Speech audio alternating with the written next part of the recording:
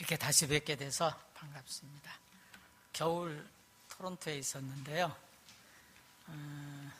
토론토에 가면 성경 공부 그룹이 한 5회요. 거기하고 열심히 잘 하다 왔습니다. 여기보다 훨씬 추웠어요. 토론토가 싫어져 봤어요. 너무너무 추워가지고. 차에 찍히는 온도가 밖에 나가면 영하 22도인데 체감 온도는 한 40도 넘더라고요. 나이아가라도 많이 얼었었어요. 한국에 오니까 봄이 돼서 너무 좋습니다. 오늘은 복음이 무엇인지, 복음 내용 전체가 아니라 복음에 대해서 이야기하고, 특별히 우리 말씀 기독교에 이제 2주기 맞이하는 거잖아요.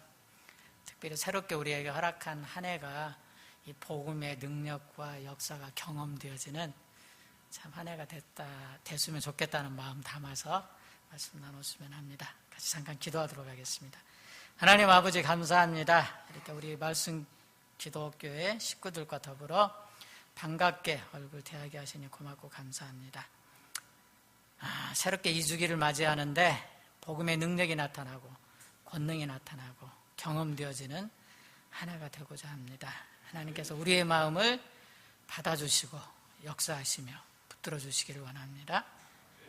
말씀을 증거하는 종의 입술을 붙들어 주시고 듣는 우리 모두의 마음을 붙들어 주시기를 원하고 예수님의 이름으로 기도합니다. 아멘.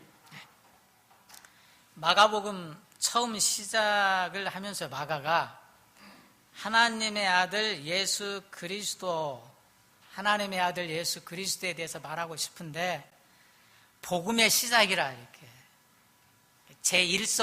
마가의 제1성이 복음이었습니다. 복음. 마가는 잘 아시는 대로 부잣집 귀공자 출신이죠. 마가 하면 생각나는 게 마가의 다락방이잖아요. 마가의 다락방에 120명이 모일 정도의 집이었고 그 집을 내어줄 수 있는 집이었으니까 부잣집이었어요. 그리고 귀공자 출신이에요. 그래서 제자들이 마가의 집에서 자주 모였어요. 마가의 다락방뿐만 아니라 복음 전하다가 어렵고 힘든 일이면 그 집 신세를 졌던 게 이게 마가의 집인데요. 그래서 제자들의 사랑을 참 많이 받았어요. 저도 사역하면서 집에 오면 저를 이뻐하는 것보다도 우리 애들을 그렇게 사람들이 오면 귀여워했어요. 이제 어렸을 때. 근데 이 귀공자 이 도련님을 얼마나 많이 이뻐했겠어요. 그래서 사랑을 많이 받았고 잘 아시는 대로 마가는 바나바의 생질이에요. 바나바는 위로자라는 뜻을 가진 사람이잖아요. 그리고 초대교회 역사에 있어서 대단한 인물 중에 하나인데 그의 생질이라고요. 그러니까 예수님에 대해서 참 모르는 것이 없을 만큼 어렸을 때부터 많이 알고 있었던 게 이게 마가였습니다. 마가복음 14장 51절 보면 마가가 사고친 사건이 한번 나옵니다.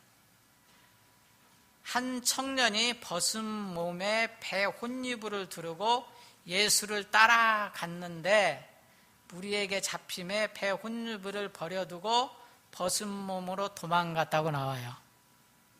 이게 자기라고 소개는 안 했는데 대부분의 학자들이 마가라고 그래요.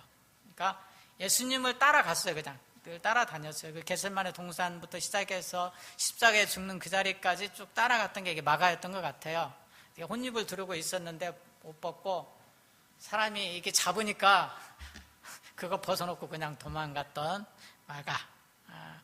귀여운 마음이 드는 한편으로는 그런 게 마가입니다. 그런데 복음 역사에 있어서 아주 큰 사건을 하나 치는데요.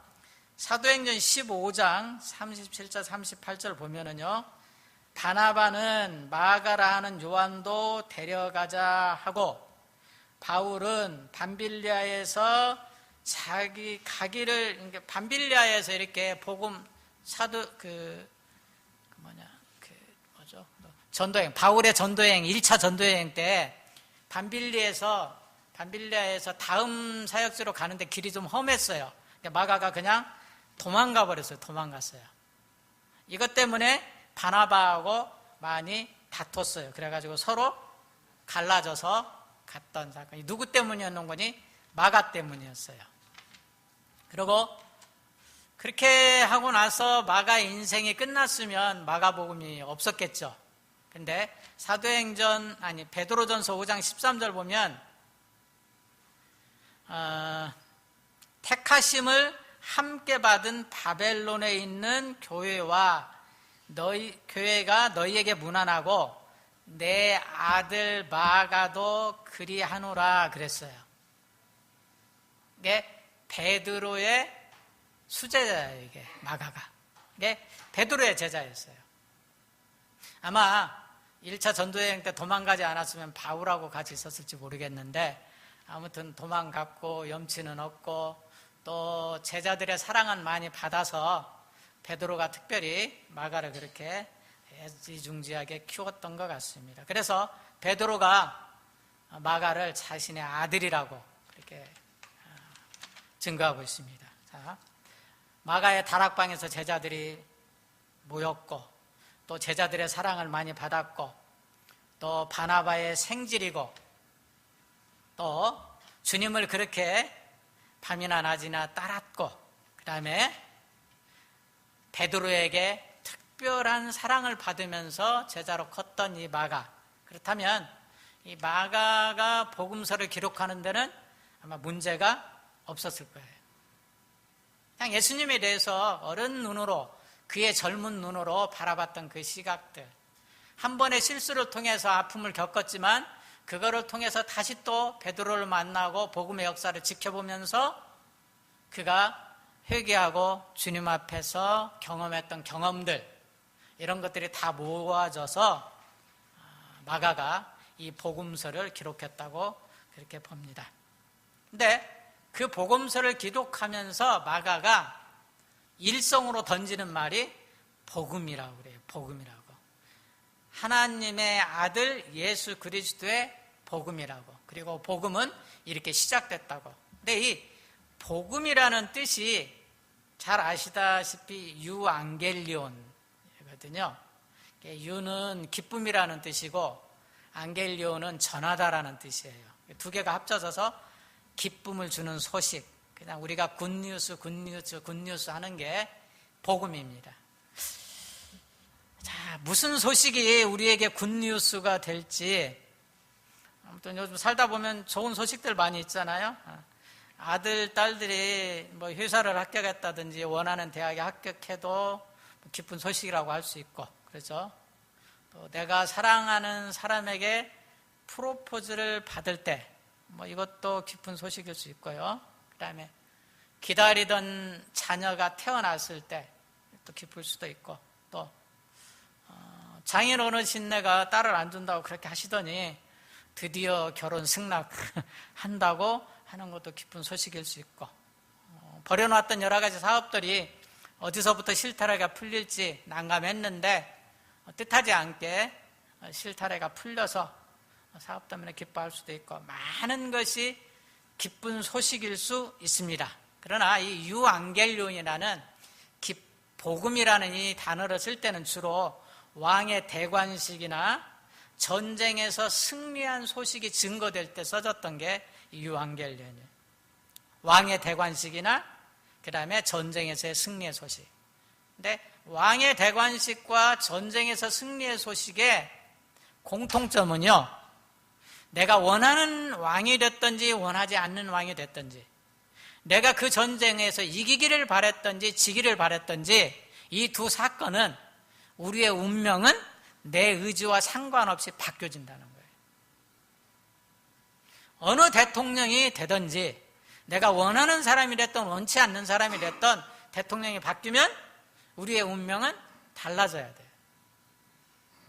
내가 이기기를 원했던 전쟁이 됐든 지기를 원하는 전쟁이 됐든 그 전쟁의 승패의 결과에 따라서 우리의 운명이 달라지는 것. 여기에 유앙겔리온, 복음이라는 단어를 썼어요. 이 단어가 특별히 관심을 갖기 시작한 것은 마라톤 전투라는 전투가 있었어요. 2500년 전에 있었던 전투인데 그리스하고 페르시아하고 전투였습니다. 좀 더 세부적으로 얘기하면 아테네하고 페르시아와의 전쟁이었어요. 이때 당시에 세계 패권을 잡고 있었던 나라는 페르시아였어요. 무적이었어요. 무적. 어느 나라에도 진 적이 없는 이 무적이 페르시아의 군대였는데, 이 페르시아가 아테네를 먹고자 했어요. 자, 아테네를 좀 먹어야 되겠다. 그래야만 이쪽 패권을 유지하는데 훨씬 유리하다고 생각해서 아테네를 침공했는데, 이때 페르시아와 쌍벽을 이루었던 나라가 스파르타였어요. 스파르타. 아테네는 자연스럽게 스파르타에게 지원군을 요청했어요. 페르시아가 20만 대군을 몰고 오는데 아테네 자체 방어로서는 감당할 수 없어요. 아니, 세계가 감당하기 어려운 게 이 페르시아 군대였거든요. 그래서 스파르타에 지원군을 요청했는데 말이 안 되는 이유로 거절했어요. 한국말로 얘기하면 꿈자리가 사나서 표방 안 키로 했다고.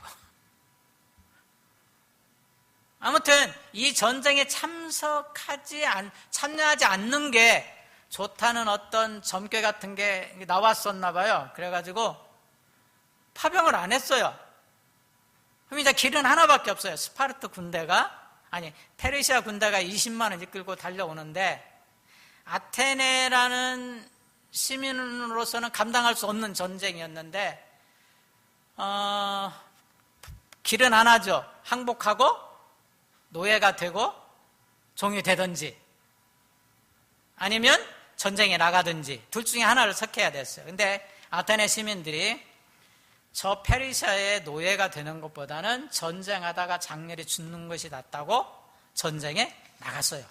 군대를 모집했는데 10,000명이 모집됐어요. 그러니까 10,000명 대 20만 명의 전투였어요. 근데 이 말도 안 되는 전투가 말도 안 되는 결과로 끝났어요.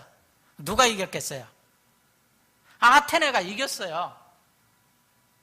페르시아 20만 대군이 어떻게 졌는지는 모르겠는데 아무튼 졌어요.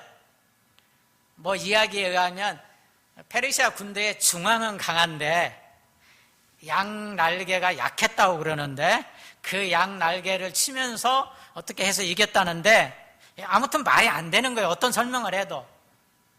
아테네 군대가 페르시아를 이겼어요. 노예가 되는 것보다 죽는 것이 낫다고 생각하고 나오는 그 열정이, 그 무모함이 이 전쟁을 이기게 했는지, 목숨을 걸고 달려나갔던 그들의 용기가 이기게 했는지, 뭘로 설명하면은 될 뜻도 안 돼. 아무튼 이길 수 없는 전투에서 이겼어요. 얼마나 기뻤겠어요. 그래서 전쟁에 이기고 나서 전령을 보냈어요. 이 전령이 이 기쁜 소식을 전하기 위해서 혼신의 힘을 다해서 달려왔어요. 달려와서 아테네 시민 여러분, 여러분은 더 이상 노예가 아니고 종도 아닙니다. 우리가 이 전쟁에서 이겼습니다. 여러분들의 운명은 이 전쟁으로 새롭게 다시 자연으로 태어났습니다. 그러고는 어떻게 됐어요? 그냥 쓰러져서 죽어버렸어요. 그냥. 이 거리가 약 42km 정도 된다고 그래요. 42에서 43km. 그래서 마라톤 경주가 42.195km예요.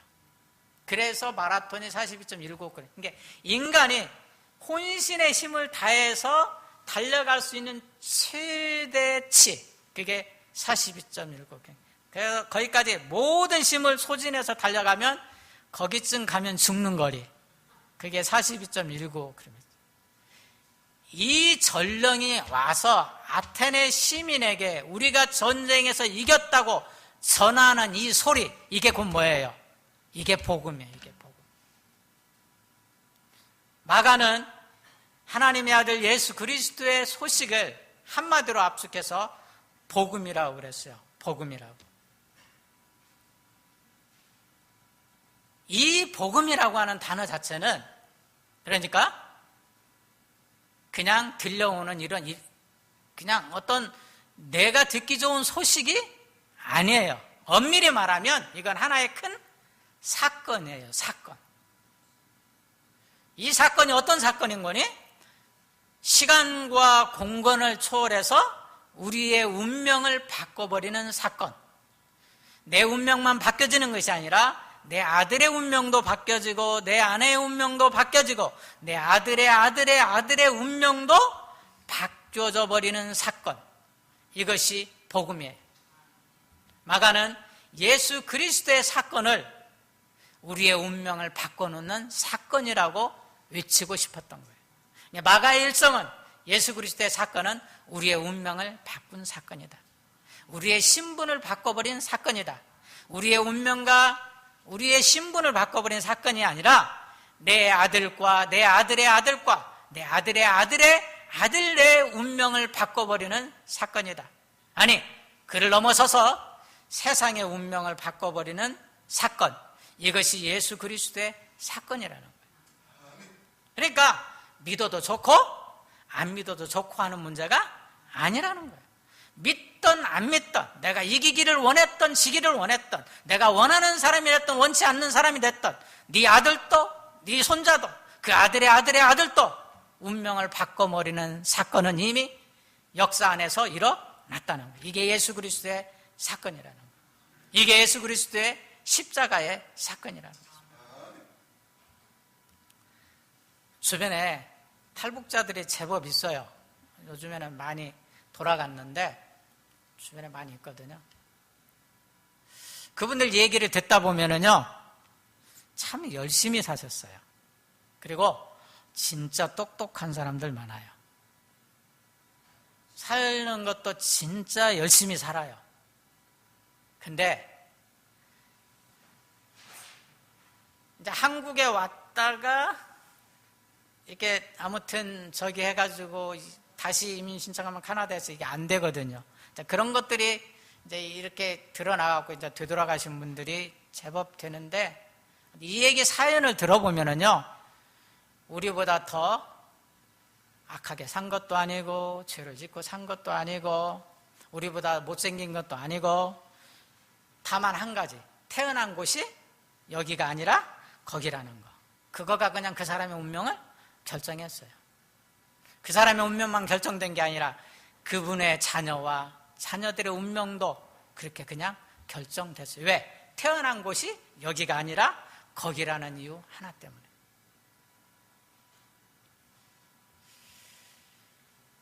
살아보면은요, 내가 노력 안 해서 그런 것도 같고 내가 실수해서 그런 것도 같지만, 내가 노력하는 거하고 상관없이, 내 실수와 상관없이 잘 풀리는 사람이 너무 많아요. 이것은 뭐예요? 그가 누구에게서 태어났는지, 어디에서 태어났는지, 원래 그 집이 어디에 있었는지가 중요할 때가 너무 많아요. 내가 노력하고 남보다 열심히 살고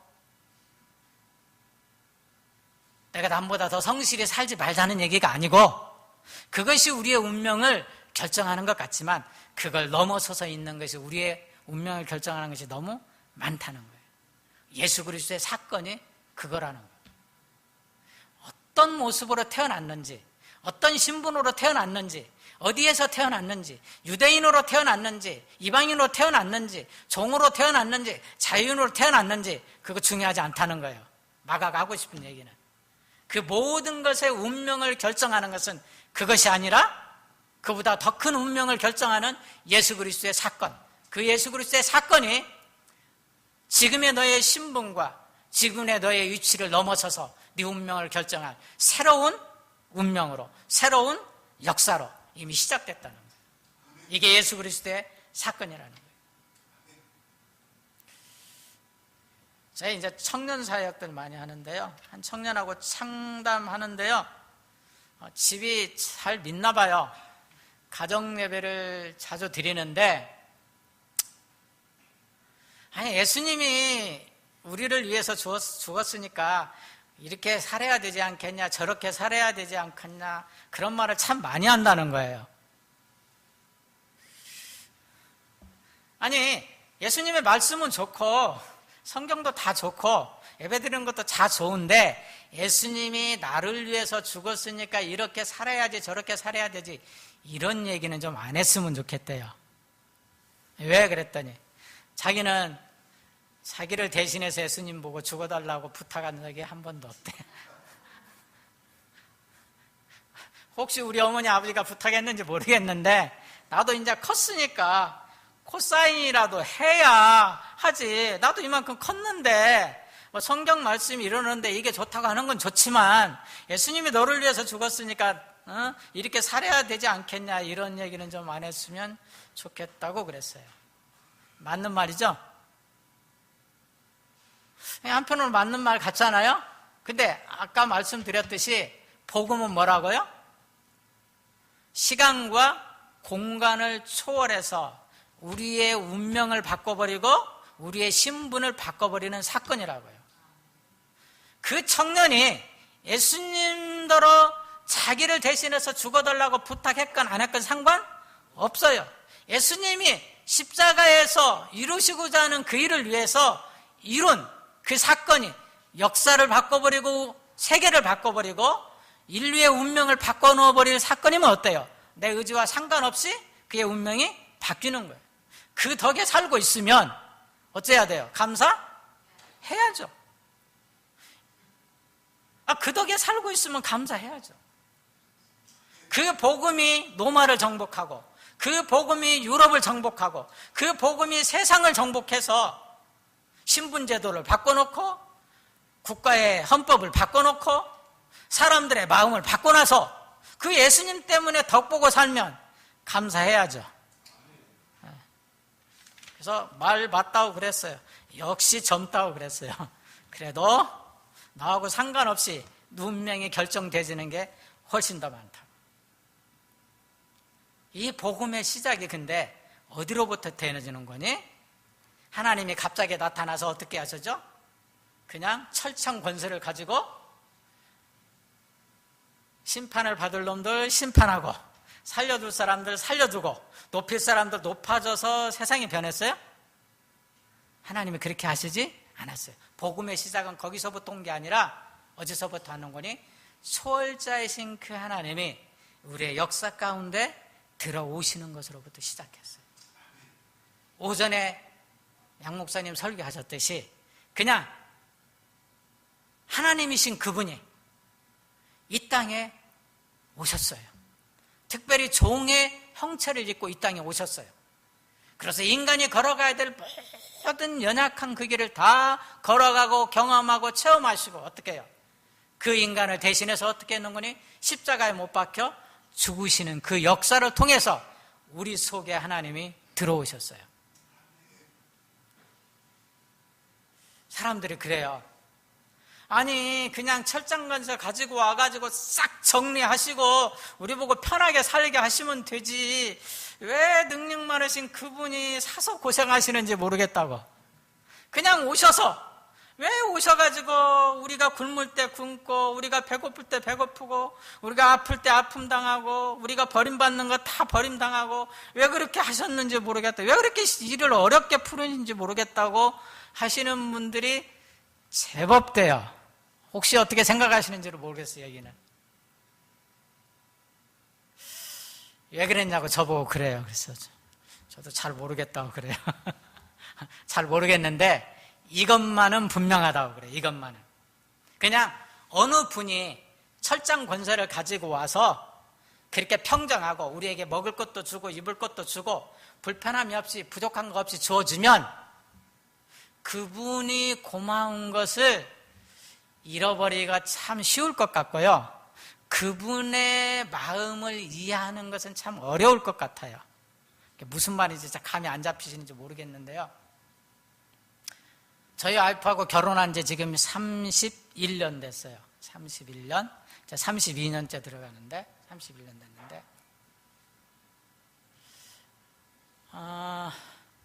별일 다 겪었죠.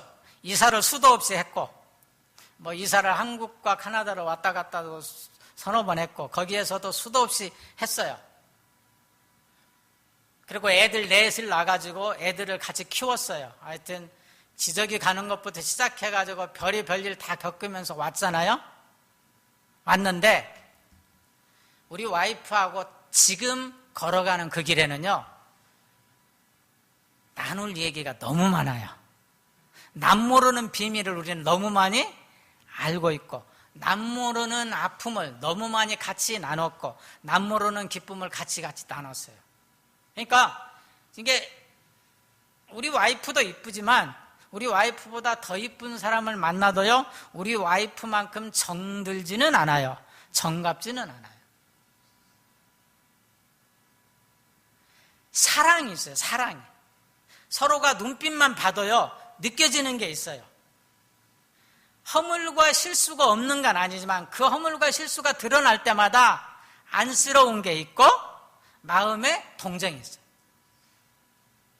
이런 사랑을 하실래요? 아니면은 그 마음으로 느껴지는 거 없어도 그냥 옷 입으려고 할 때 옷 주고, 밥 먹으려고 할 때 밥 주고, 꽃 달라고 할 때 꽃 주고, 차 달라고 할 때 차 주는 사랑하고 싶으세요? 의외로 두 번째 원하는 분들도 제법 있더라고요. 예.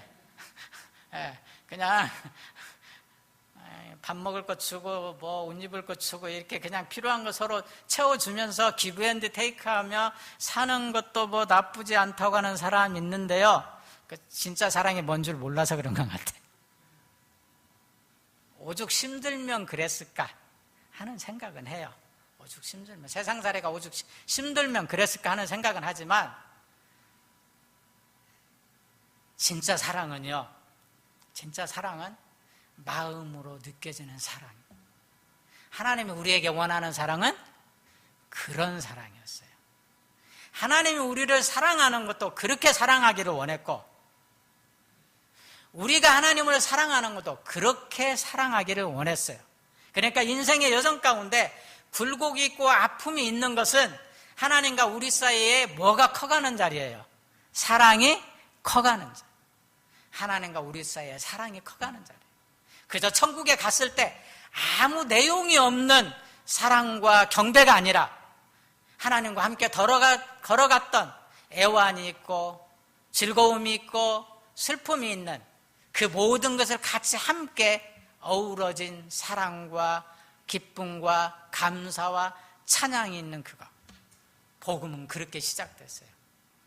하나님이 우리를 그렇게 사랑하시는 것을 우리가 느끼기를 원했고, 하나님께 받은 그 사랑으로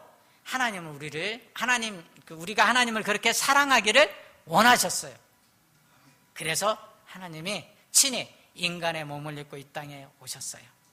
세상에 어디 세례 요한에게 물론 세례 요한도 위대하신 분이지만 이분이 인간이잖아요. 하나님의 길을 증거할 만큼 되겠어요? 그때 세례 요한의 증거를 받으면서 그 길을 가셨고, 마리아의 태중에 잉태돼서 목자들이 애를 낳는 말구유에 나시고, 우리가 살아가는 나사렛에서 사시고, 우리의 삶의 길 한 걸음 한 걸음을 같이 더불어 걸어가시는 길로 우리에게 오셨어요. 그리고 그 하나님의 은혜와 사랑과 그 하나님을 우리의 가슴으로 느끼는 이것이 어우러진 가운데 우리의 운명을 바꿔놓으시기를 기뻐하셨어요. 그래서 그렇게 십자가로 가셨어요. 우리의 운명을 바꿔놓는 그 사건이 십자가의 사건이었어요. 죄와 사망의 권세에서 붙잡혀 휘둘리며 살아가는 우리의 인생을 바꿔놓는 그 사건. 사망의 노예가 돼서 병들고 죽어가는 우리의 인생의 그 수많은 아픔들을 바꿔놓는 그 사건. 죄 속에 휩쓸려 살아가는 우리의 인생을 거룩한 삶의 길로 바꿔버린 그 사건. 죽음의 길에서 영생의 길로 바꿔버린 그 사건. 그것이 예수 그리스도의 십자가의 사건이었어요. 그리고 우리가 선악과를 따먹고 범죄함으로 말미암아 하나님께 나아가는 길이 막혔잖아요. 하나님과의 관계는 파괴되어지고, 근데 하나님께 가는 그 길을 또 열어버리는 그 사건. 그래서 마가복음 마지막에 성소의 휘장이 갈라지는 걸로 봅니다. 하나님께 자유롭게 나아갈 수 있는 길로 우리의 운명을 바꾸는 사건, 죽음에서 영생으로 바꿔놓는 사건, 죄의 길에서 거룩한 길로 바꿔놓는 이 사건, 그것이 예수 그리스도의 십자가의 사건이었어요. 이것이 복음이었어요. 어떻게 하면 이것이 우리의 것이 되는지 주님이 처음 오셔서 그렇게 말씀하셨어요. 14절 15절 제가 읽어보겠습니다. 요한이 잡히신 후 예수께서 갈릴리에 오셔서 하나님의 복음을 전파하여 이르시되 때가 찼고 하나님의 나라가 가까웠으니 회개하고 복음을 믿으라 하시더라. 이 운명을 결정해버리는 사건, 나의 신분을 결정해버리는 사건, 역사의 운명을 결정해버리는 이 사건, 이것을 어떻게 하라고요? 믿으라고요. 예수 그리스도 안에서 그것이 이루어진 것을 믿으라고요. 그리고 그 믿는 믿음으로 갈라진 휘장 사이를 지나서 누구에게 나가라고요? 하나님 앞에 나아가라고. 마가복음 전체를 통해서 우리에게 해주고 싶은 얘기였어요. 말씀을 맺었으면 하는데요.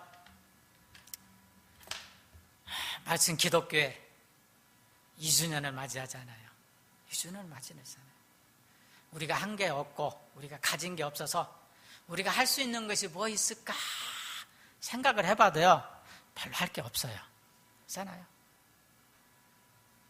그저 시간 있고 건강하니까 열심히 뛰어다니면서 전도는 할 수 있을지 모르겠어요.